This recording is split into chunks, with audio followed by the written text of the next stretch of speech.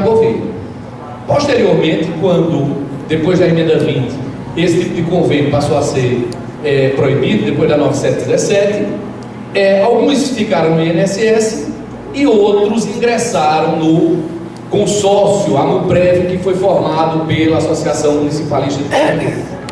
Na época era uma ideia revolucionária: vou juntar todos os RPPS num pool, que você passaria a ter um conjunto maior de recursos, teria mais musculatura para discutir com os agentes financeiros. Então você resolveria o problema de uma forma mais global e que daria um rendimento melhor para cada um dos participantes. Não deu certo, na minha modesta opinião, eu já disse isso outras vezes, porque era como se fosse um sapato de tamanho único. É um sapato que vai dar no pé de Célia, no pé de Miriam e no pé de Itamar. Então é muito difícil você ter um único modelo que vai se ajustar a todos os municípios, com todas as suas diferenças. Posteriormente, cada município buscou sua autonomia e estruturou o seu RPPS. Aí já começa um problema. A gente já identifica um problema. Qual o problema? Aqueles aposentados que estavam sendo pagos à conta do Tesouro, quem pagava aquele aposentado era a prefeitura. Quando se estruturou os RPPS e saíram da AMUPREV, essa folha dos inativos foi passada todinha para a Previdência. Então a Previdência herdou de cara um grupo de servidores que nunca contribuiu com um centavo, mas que já passaram a onerar a sua folha. Outros municípios, e é importante que a gente, uma coisa que eu sempre faço questão de deixar claro, é que a crise da Previdência é multifatorial. Quem tentar explicar a crise da Previdência somente pondo a culpa no gestor anterior, está simplificando, está reduzindo. Porque normalmente é assim: por que é que está em crise o município tal? Porque o ex-prefeito não repassou em dia.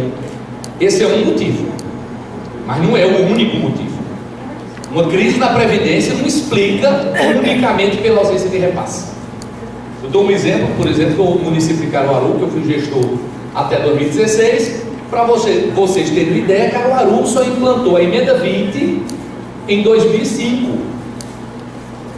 Caruaru tinha um regime próprio desde 1985. Os aposentados eram pagos pela prefeitura. Em 2005, Caruaru veio implantar a emenda 20.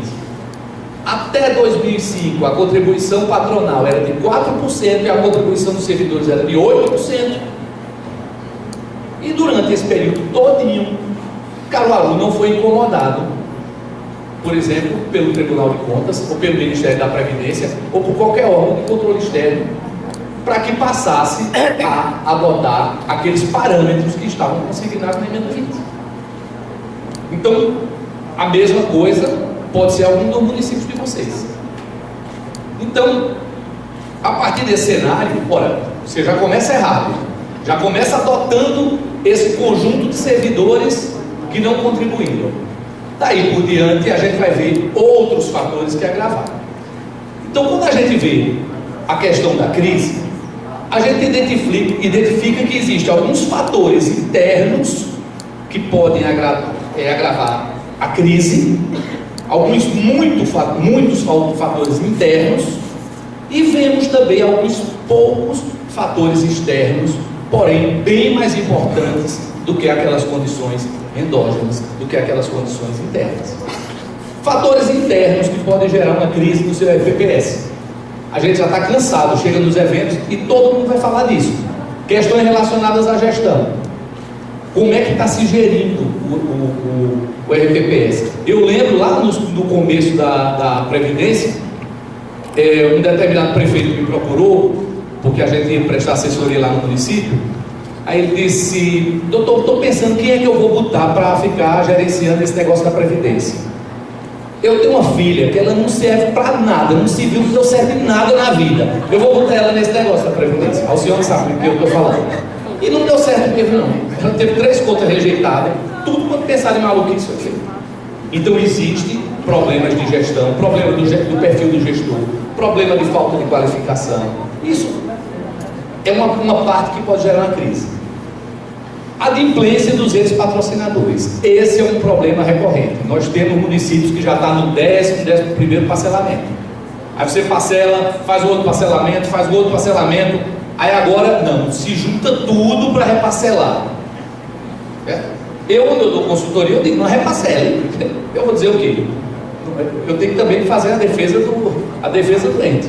Mas existem alguns municípios que já façam de uma dezena de parcelamentos. Então, a inadimplência por vários motivos, que aí a gente vai ver outra causa, que é da crise dos municípios. A gente está tratando aqui da crise dos RPPS. Tem outra causa da crise dos municípios, que também estão sem recursos para fazer o cumprimento das suas obrigações junto com os entes. Desatualização da legislação previdenciária. Ora, tem município que não atualizou a legislação, eu acho que nem com a emenda 47 ainda. Tem município pernambucano, que eu conheço, que ainda precisa fazer ajuste nas regras da pensão por morte, que precisam fazer ajuste nas regras da aposentadoria compulsória. Tem que atualizar. A legislação é dinâmica, você não pode passar 10 anos sem fazer a atualização da sua legislação. Falta de atualização das alíquotas dos servidores. Nos foi contado uma lenda lá no começo dos anos 2000, que a contribuição do servidor ia ser 11 para todo e sempre, amém. A grande maioria, cerca de 80% dos RPPS, mantém uma contribuição do servidor em cima de 11%. O Estado de Pernambuco, ainda no governo já colocou a alíquota do servidor estadual em 13,5%. Eu conheço, que eu me lembro assim, só Vitória de Santo Antão, que já há um bocado de tempo está com a alíquota de 13,5%. Mas a maioria dos municípios mantém a alíquota do servidor em 11%. E a patronal já está na estratosfera, já bateu os 22% e já não tem mais para onde subir. Então isso é uma decisão do gestor? Não, é uma decisão do gestor conversando com o seu conselho, conversando com o seu atuário. Porque você vai ter que confiar no seu atuário e você vai ter que fazer essa discussão também com ele. Uma outra, e agora no intervalo, eu estava vendo uma conversa, eu gosto muito de escutar a conversa dos outros, assim, estou no lugar e está a conversa ao lado. E estava se falando exatamente disso. Planos de carreira generosos.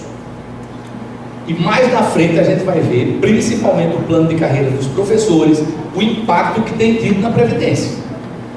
É ótimo que todo mundo ganhe bem, é ótimo que todo mundo possa crescer e ter um plano de carreira que lhe permita ascender na carreira. Mas, por exemplo, é um absurdo, eu vou dizer um município que a gente está com muita particularidade em relação a ele, porque estamos fazendo um trabalho com a Folha, que é de Bezerros, se Miriam me permitir falar, que, por exemplo, o plano de carreira dos professores de Bezerros, se você tiver só o magistério, e você disser, não, eu não quero fazer graduação, eu não quero fazer pós, não quero fazer mestrado, doutorado, não quero fazer nada, só no magistério, só no crescimento dentro da matriz, você chega ao valor da hora-aula de um doutor. Você não precisa fazer graduação. Você vai chegar, somente andando dentro da matriz do magistério, vai chegar ao valor da hora-aula do doutor.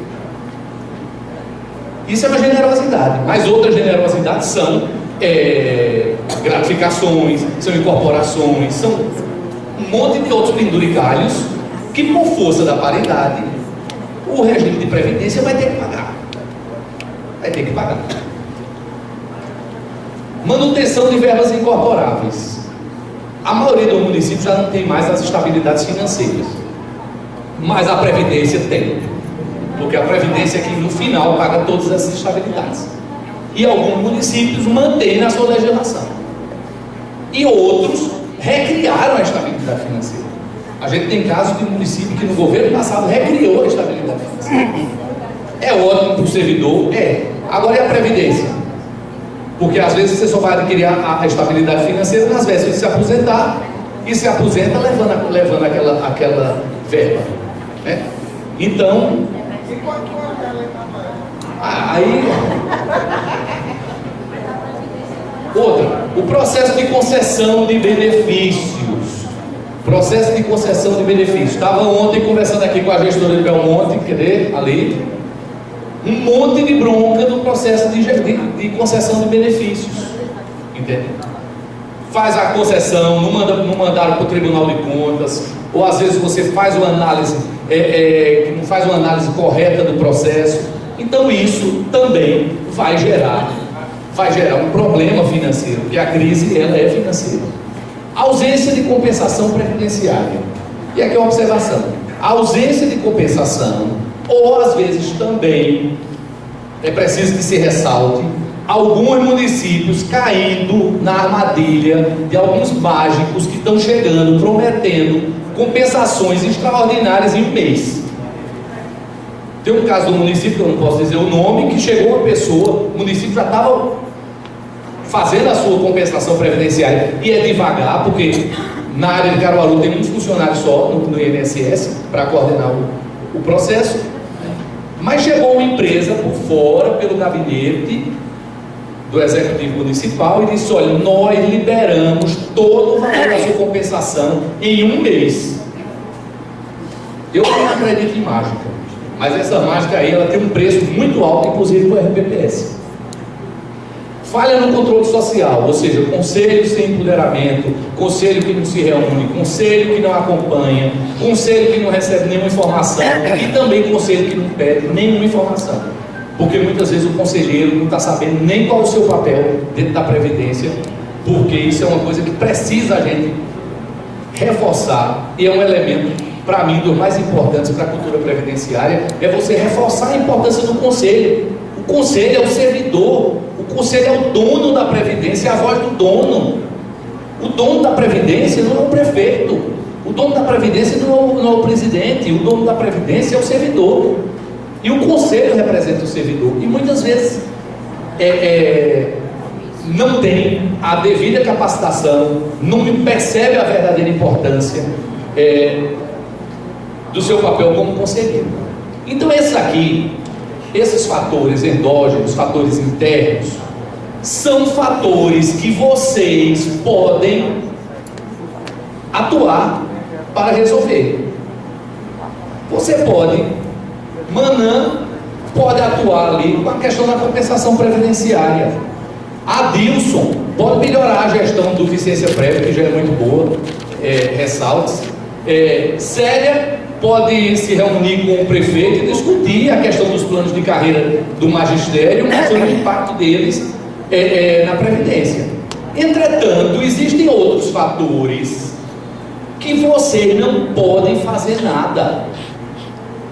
Existem fatores externos que você não pode fazer nada. Por exemplo, primeiro dele, eu cito 3 fatores. Por exemplo, demografia. O que é que Dora vai fazer se o povo em Salgueiro está vivendo mais? Ela não pode fazer nada. Ela vai fazer o quê? Mandar matar os aposentados? Não pode. As pessoas estão vivendo mais. Você vê, em 55 anos a expectativa de vida dos brasileiros aumentou 27 anos e meio. Graças a Deus. Graças a Deus. Mas para a Previdência é o quê? Problema. Pessoa viver mais é ótimo. Para a Previdência é o quê? Problema.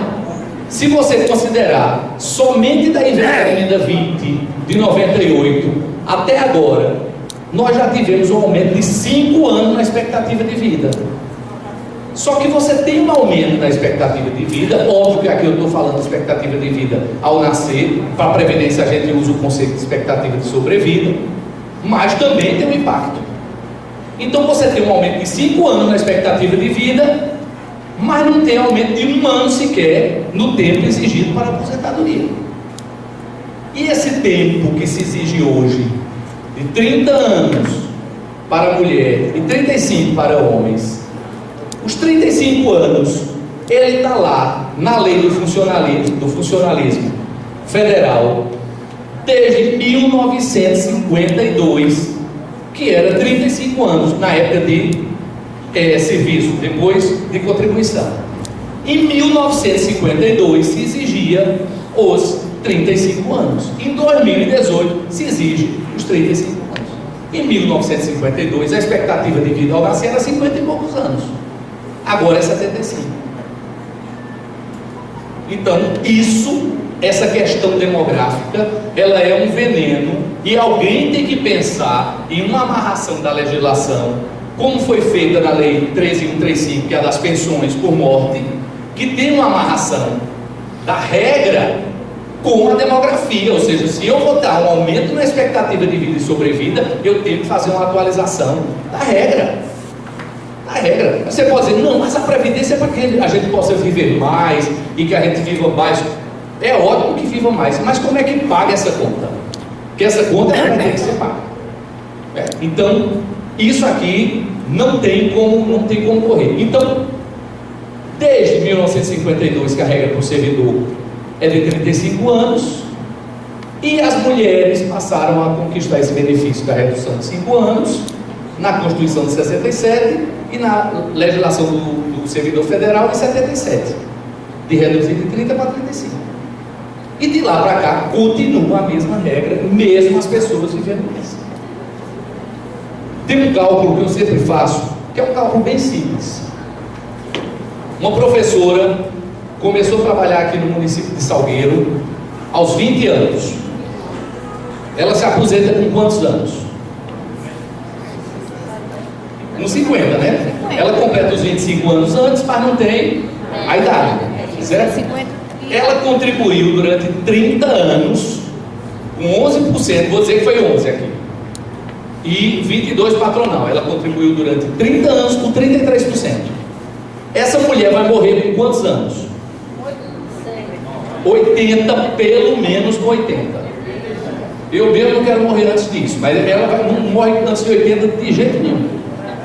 Então, se vocês me disserem qual é a matemática capaz de fazer com que uma pessoa guarde 33 durante 30 anos, para passar 30 anos recebendo 100, me explica. Sim, ainda tem uma nesguinha ali, se de repente arranjar um boy aí, né? Baixar o espírito aí de Fátima Bernardes e pronto, ainda vai deixar uma pensão. Então, não tem como essa que é. Então, não tem como essa conta fechar. Não tem. Vai ter que se fazer uma adaptação. Então você não tem o que fazer contra a demografia. Outra questão, essa bem polêmica, né? A ausência de uma reforma da Previdência. Não tem como fugir, não há como fugir. O próximo presidente da República vai ter que apresentar uma proposta de reforma da Previdência. Não tem como manter as regras atuais? Não. A reforma que foi apresentada pelo presidente Temer era uma reforma boa? Não.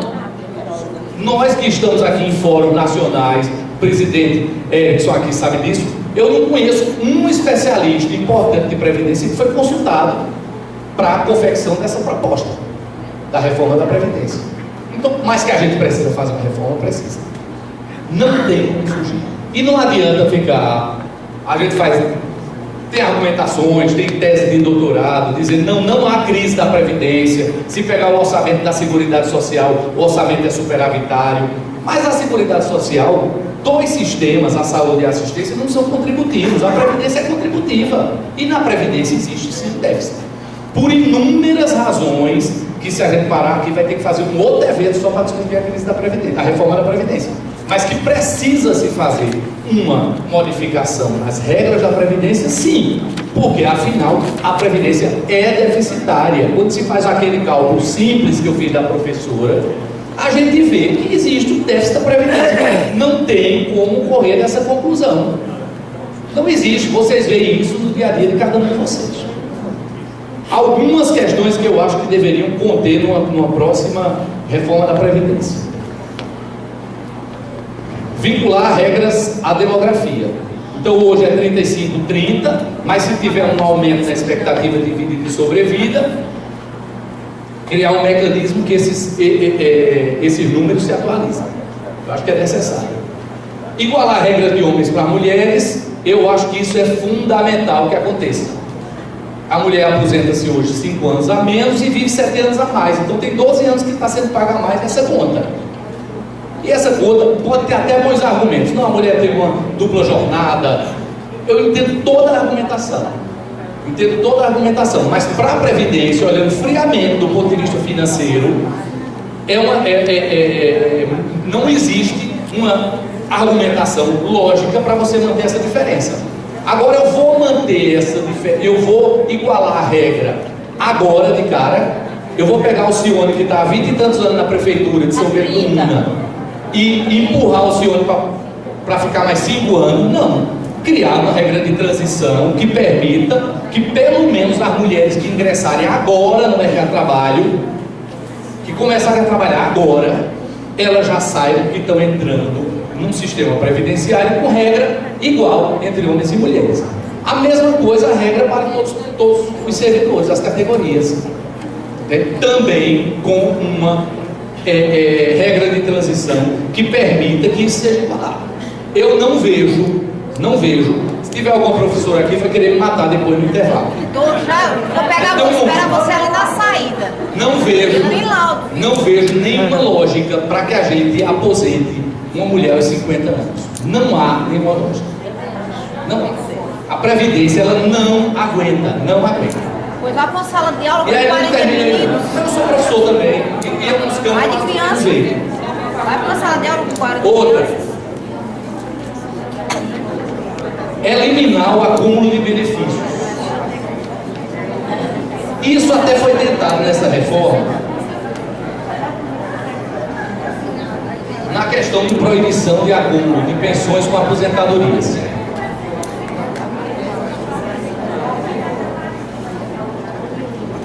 Questão de acúmulo de pensões com aposentadorias. Agora isso não é do servidor de baixo salário que não vai poder acumular com uma pensão. Agora existem situações, tem um exemplo que não é meu, esse exemplo é do doutor Delúbio, que ele dá um exemplo, que é um juiz, que é professor na universidade pública e professor na universidade privada, certo? Tudo é possível. Tem 2 vínculos com o RPPS, um vínculo com o regime geral. E ele é casado com uma juíza, que também é professora na universidade pública e também é professora na universidade privada. Tudo acumulado na forma da lei, não é isso, professor Ricardo?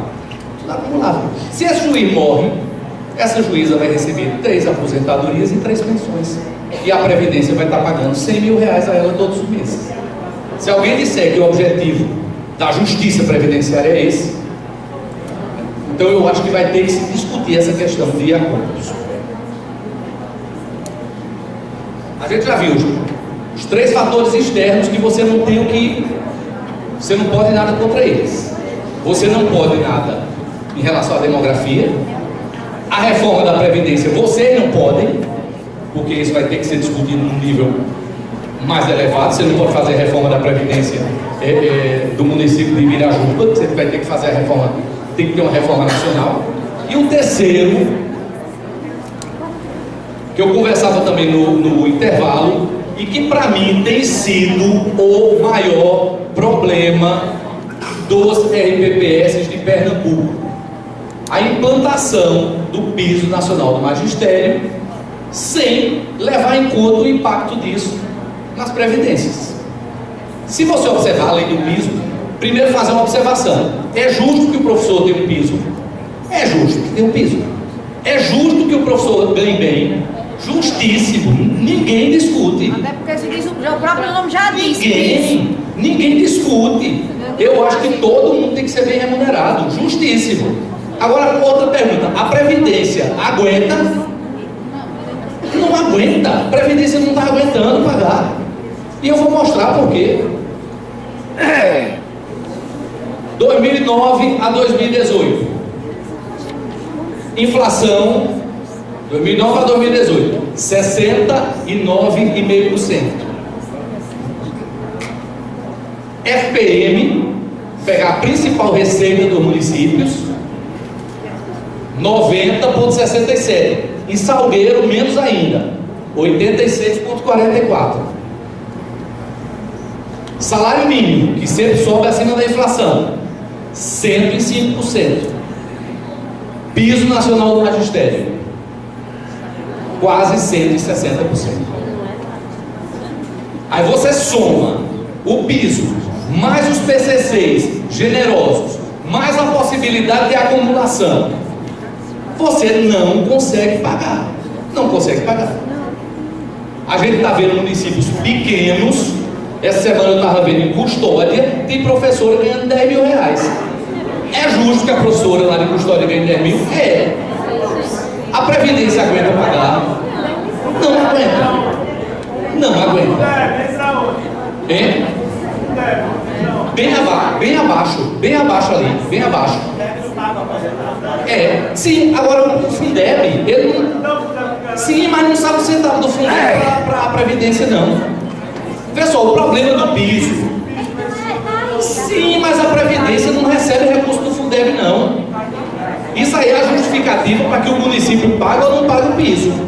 Porque se você for ver, a lei do piso, ela traz uma previsão. Pessoal, a lei do piso, ela traz uma previsão de que se o município comprovar que não tem condição de pagar o piso, ele vai receber uma complementação do governo federal. Alguém conhece algum município recebendo essa complementação? Tem vaga lá? Hein? Tem vaga não? Como é?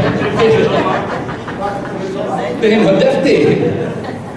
Eu não conheço nenhum município recebendo essa complementação. Agora, para a Previdência, porque o que a gente está falando aqui é a crise da Previdência. Vou dar um exemplo. Município de Bonito, não sei nem se veio o pessoal de Bonito para cá. Município de Bonito, março de 2008, valor médio de um professor aposentado, R$700. Certo? Março de 2016, Bonito, valor médio de um professor aposentado, R$3.200. É justo o professor ganhar 700? Não. É justo ganhar os 3.200? É. Certo. E a Previdência? Que aquele mesmo professor que ganhava 700 está ganhando 3.200. Recebeu algum recurso extra para pagar. Porque o que eu quero dizer, eu não estou discutindo a justiça, se deve ou não deve o professor ser bem remunerado. Ele deve ser bem remunerado. Mas e a Previdência? Paga como? Tem que se encontrar uma solução. A Previdência não recebeu um centavo. Então você vai pegar municípios que antes eram extremamente saudáveis. Pegar um aqui, por exemplo, São Bento do Una mesmo, que está 3 gestores aqui logo, para a gente exemplificar, que tinha conjunto grande de recursos aplicados e que esses recursos foram minguando. Mas foram minguando por quê? Porque a folha de pagamento foi aumentando. Pega o exemplo Caruaru, que eu fui gestor. Quando eu assumi Caruaru, janeiro de 2009, a folha total do Caruaru Prep era R$700 mil. Quando eu entreguei em dezembro de 2016, a folha total era R$4 milhões. 4 milhões. E o grande impacto é o piso nacional do magistério. Não foi dada uma solução. E o pior, quando se estava discutindo o piso, porque esse piso, é bom também que a gente diga, eu olhei para isso aqui e lembrei. Possivelmente, esse impacto aqui do piso, ele não vai ser grande lá no Espírito Santo, no Rio de Janeiro, Santa Catarina, porque lá já estava com... a base contributiva do professor já estava bem mais alta do que a daqui do Nordeste. Aqui, ele pega de cheio o regime de previdência. Então, o que é que a gente pode fazer em relação a isso? Nada. A gente pode rezar ou esperar o fim, né? Ou ver uma situação, como a gente já viu, inclusive num estado como o do Rio de Janeiro, por outros fatores, é bom que se diga, de chegar o momento de estar insolvente e não conseguir pagar.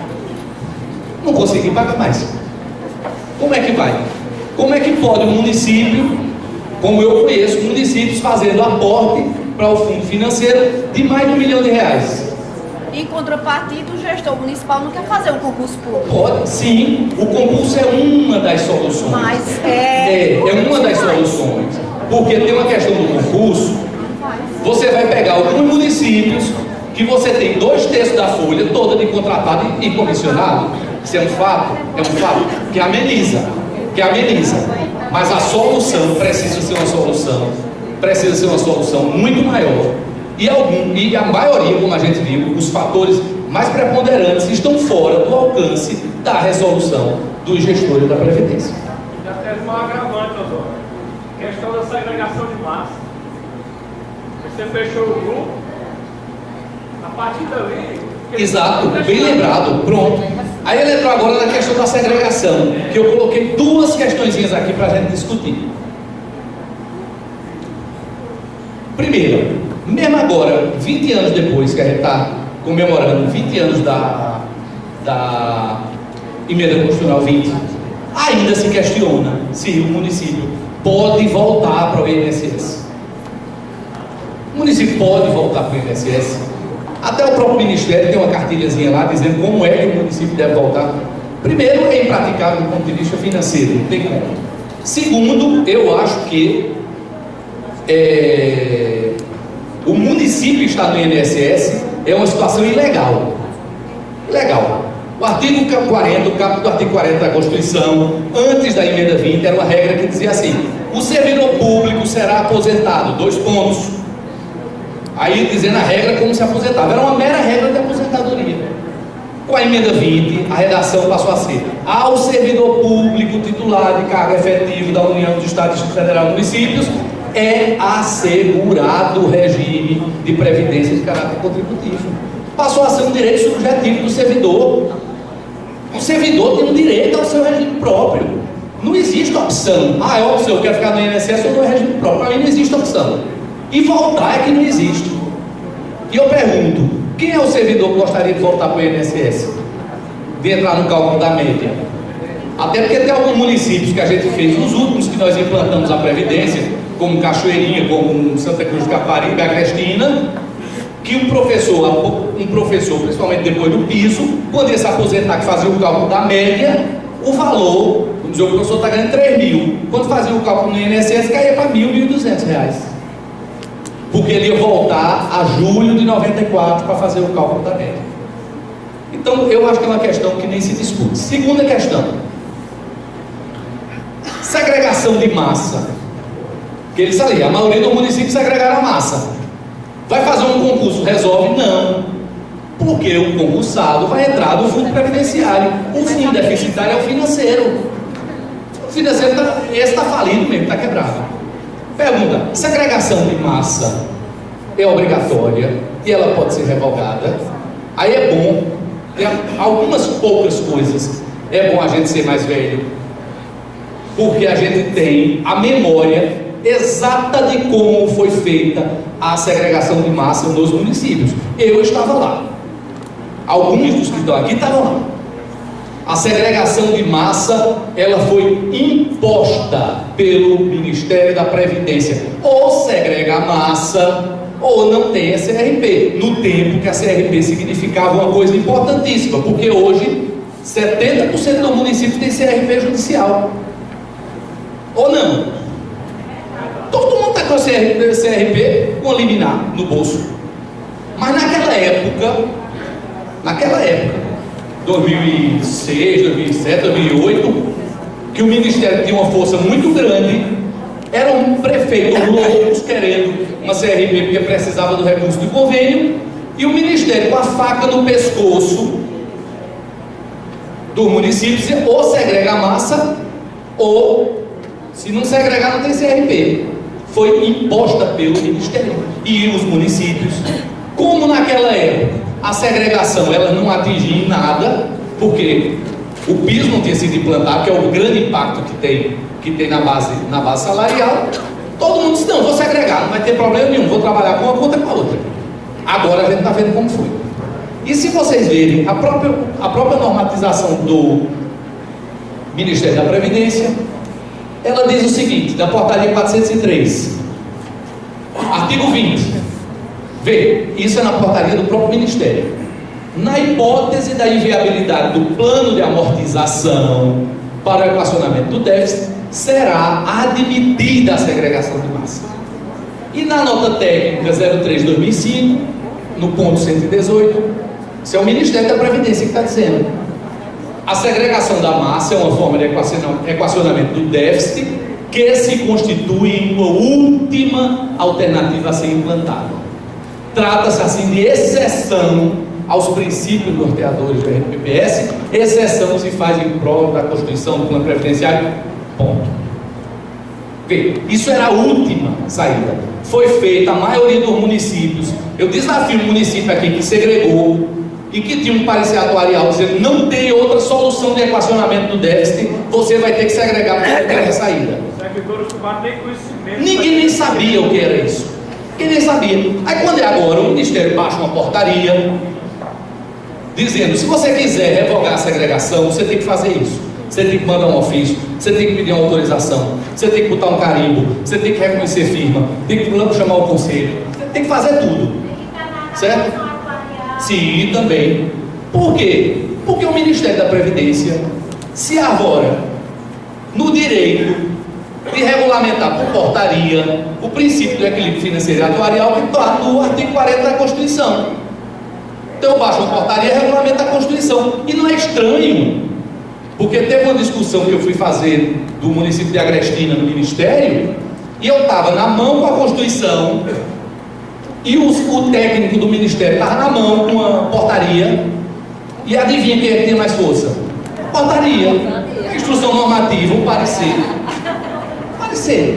Uma discussão clara sobre a questão da noventena, que está prevista na Constituição. Quer dizer, não, está prevista na Constituição, mas se não tiver explícita na lei, essa noventena não vai existir.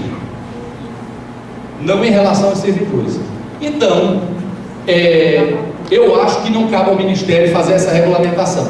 Cabe ao Ministério fiscalizar e fazer um acompanhamento, como está lá na 917. Agora, vamos lá. Você deve o quê? Extinguir a segregação? Não, você vai ter que conversar com o seu atuário. Quem vai dizer se o regime pode ter outra solução que não a segregação é o atuário, não é o advogado, não é o Tribunal de Contas, não é o Ministério. O atuário é que vai dar o parecer dizendo. O atuário é que vai dizer qual é a sua situação. E isso aí eu acho que já se estabeleceu uma celeuma, a gente vai ter uma discussão muito grande nesse tema. Eu tive com o presidente da AMUP e ele já antevê que isso vai ser uma discussão que vai crescer, só tende a crescer, essa questão da manutenção ou da junção das massas, mas é importante que a gente saiba que isso foi feito de forma impositiva, coercitiva pelo Ministério da Previdência. O Ministério da Previdência usou aquilo como uma faca no pescoço para que você fizesse aquilo daquela forma. Infelizmente, com todo o respeito que eu tenho ao Ministério e aos seus servidores. Bem, era isso que nós tínhamos aqui para colocar. Espero que os professores não me dêem uma espalmada ali na saída, e estou à disposição de todos para esclarecimentos e para que a gente possa aprofundar esse tema.